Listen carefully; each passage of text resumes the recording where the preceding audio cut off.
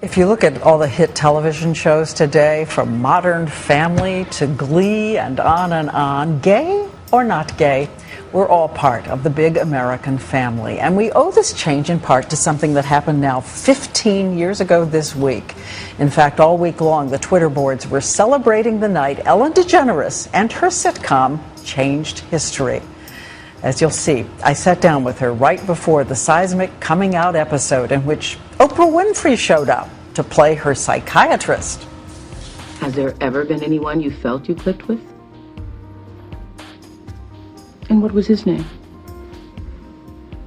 Susan.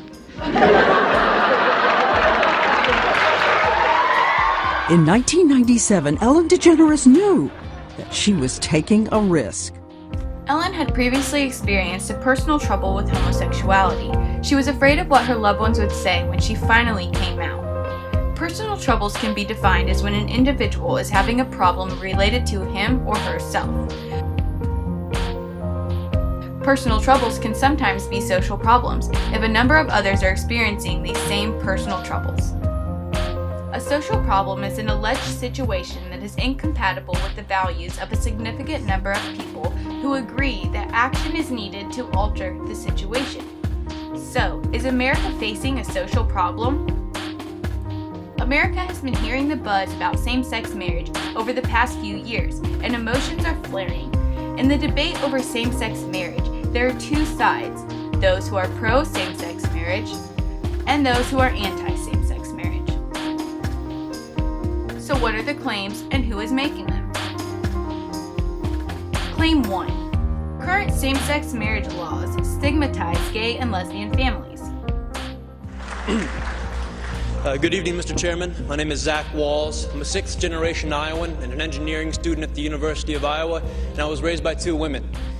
I scored in the 99th percentile on the ACT. I'm actually an Eagle Scout. I own and operate my own small business. If I was your son, Mr. Chairman, I believe I'd make you very proud. I'm not really so different from any of your children. My family really isn't so different from yours. After all, your family doesn't derive its sense of worth from being told by the state, "You're married, congratulations." No, the sense of family comes from the commitment we make to each other, to work through the hard times so we can enjoy the good ones. It comes from the love that binds us. That's what makes a family. So what you're voting here isn't to change us. It's not to change our families, it's to change how the law views us, how the law treats us. You are voting for the first time in the history of our state to codify discrimination into our Constitution. A Constitution that, but for the proposed amendment, is the least amended Constitution in the United States of America. You are telling Iowans that some among you are second-class citizens who do not have the right to marry the person you love. So will this vote affect my family? Would it affect yours? Over the next 2 hours, I'm sure we're going to hear plenty of testimony about how damaging having gay parents is on kids. But in my 19 years, not once have I ever been confronted by an individual who realized independently that I was raised by a gay couple. And you know why? Because the sexual orientation of my parents has had zero effect on the content of my character. Thank you very much. One time that I most wanted to say that I was married. When Ryan was in the hospital giving birth to our son, we would try to go in with my daughters, and the clerk was like, "No, kids can't go in unless they're related." Jaden was brought into the ICU. You had to have passes to get in. I told the woman, "I'm here for my son." And she said, "It's for parents, you know, mom and a dad." And she asked me what your marital status was, and I had to say single after 25 years of being together. They came in to say, whose goes on the birth certificate? And I couldn't just say me. To not be able to be by his bedside, to not make decisions for him, and I felt powerless. The one time that I wanted to most say that I'm married. I've wanted to say it the entire time that we've been together. Being able in any situation just to say we're married. Not being able to be married, I feel that every single day. We've tried to do everything we can to legally protect ourselves. The biggest thing for us is making sure that our family is protected as our children are protected. We want to be able to take care of each other in old age. We want to be able to make decisions for each other. A civil union is not enough because we're worth more. It's time for us to get married. Claim 2. For Christian rights leaders, the gay rights movement and its so-called homosexual agenda are the prime culprits in the destruction of American society and culture. I feel good about warning this nation that the wrath of God is pouring out on their heads. So you want to warn the nation? They will nation not obey. And the Lord your God is punishing this nation. Claim 3. Refusing to allow same-sex couples the right to marry has resulted in harmful psychological effects. The APA believes that it is unfair and discriminatory to deny same-sex couples legal access to civil marriage and to all its benefits, rights, and privileges.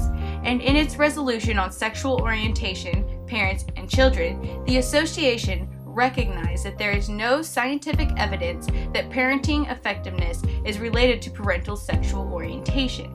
Lesbian and gay parents are as likely as heterosexual parents to provide support and healthy environments for their children. Claim 4.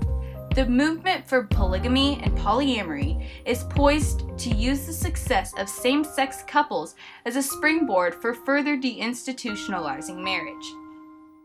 Remember that if same-sex marriage is allowed to be mandated by fiat, if you will, at the Supreme Court level for all of America, then right behind it, polygamy and many other forms of marriage will automatically sweep the land within just a matter of a few years. If marriage is now the right to establish a legally recognized family with the person of one's choice, it is a very small step to make that the persons of one's choice. Evidence helps us support the case. Let's look at how the definitions of marriage has been contested so far in the states, the LGBT community's success and failures, and what it means when looking at social problems. In 1996, Congress passed the Defense of Marriage Act, also known as DOMA, which states, in determining the meaning of any act of Congress or of any ruling, regulation, or interpretation of the various administrative bureaus and agencies of the United States, the word marriage means only a legal union between one man and one woman as husband and wife, and the word spouse refers to a person of the opposite sex who is a husband or a wife. 2000, Vermont becomes the first state in the country to legally recognize civil unions. A civil union is a relationship between cohabiting members of the same sex, legally recognized in some states, that conveys to the couple some or all attributes, benefits, and rights of marriage for purposes of that state's law, but not for purposes of other states' laws or federal law.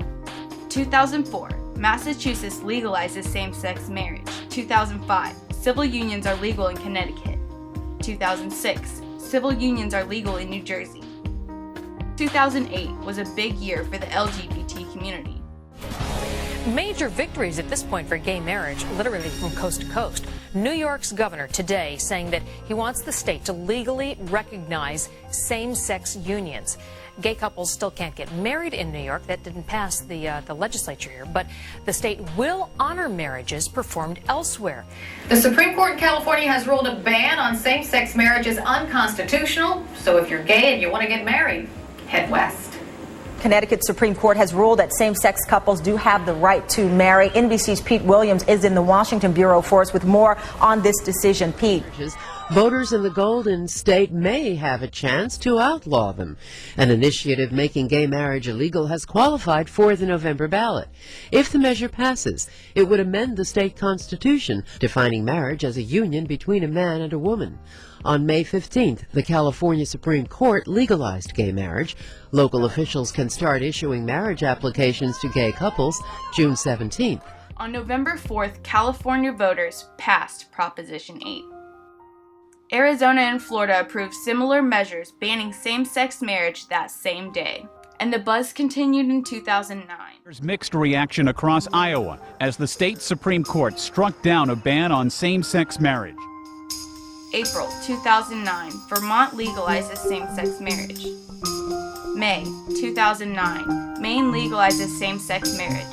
6 months later, citizens voted to overturn the law. June 2009, New Hampshire legalizes same-sex marriage. Today I'm proud to issue a presidential memorandum that paves the way for long overdue progress in our nation's pursuit of equality. Many of our government's hardworking and dedicated and patriotic public servants have long been denied basic rights that their colleagues enjoy for one simple reason: the people that they love are of the same sex. Now, under current law, we cannot provide same-sex couples with the full range of benefits enjoyed by heterosexual married couples. And that's why I'm proud to announce my support for the Domestic Partners Benefits and Obligations Act, crucial legislation that will guarantee these rights for all federal employees.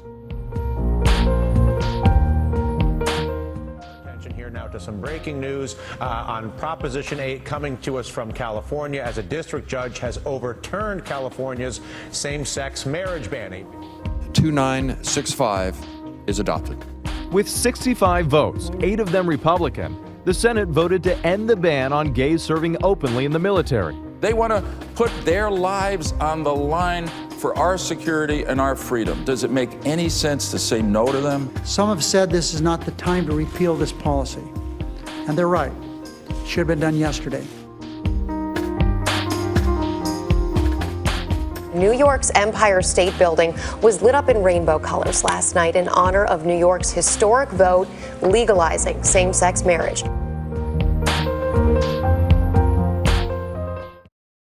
Today, the United States Court of Appeals has affirmed a simple, fundamental American truth.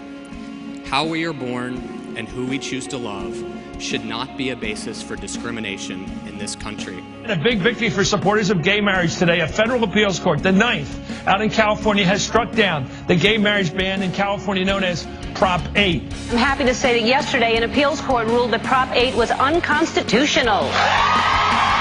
What the court did today affirms that you cannot single out one group of people and deny them the dignity and respect which all citizens deserve. February 2012, Washington State legalizes same-sex marriage, and in March, Maryland legalizes same-sex marriage. May 2012, President Obama endorsed same-sex marriage. Social norms are being challenged, such as heterosexual relationships, traditional families, and the constitutionality of current laws. Social norms are changing, such as homosexuals can openly serve in the military, federal employees' partners are getting full benefits, and same-sex marriage is starting to be recognized by courts and legislature. This is a nation built on and is proud in equality. Society is now challenging the equality of our nation. Same-sex couples want the same rights, benefits, and privileges awarded to heterosexual couples by the federal government. Groups are oppressed, and America is facing the social problem of same-sex marriage. So what now? Let's look at our claims again. Claim 1. Current same-sex marriage laws stigmatize gay and lesbian families. Claim 2. For Christian rights leaders, the homosexual agenda is a prime culprit in the destruction of American society and culture. Claim 3. Harmful psychological effects are a result. Claim 4. The movement for polygamy and polyamory is a springboard for further definitions of marriage. Policy can solve this social problem in the area of the federal government. DOMA defines marriage as between one man and one woman, prohibiting federal benefits for same-sex couples. This issue can be resolved by the federal government amending DOMA or creating a new document that defines marriage to recognize same-sex couples, however stipulating that religious organizations have the right to decide to practice or not. Federal action is needed to solve the social problem. While 9 states in just 9 short years have legalized same-sex marriage in the courts, and for some in legislature, it does not allow them federal benefits. The pro-same-sex marriage population is increasing, and with federal policy, the social problem of same-sex marriage can be resolved.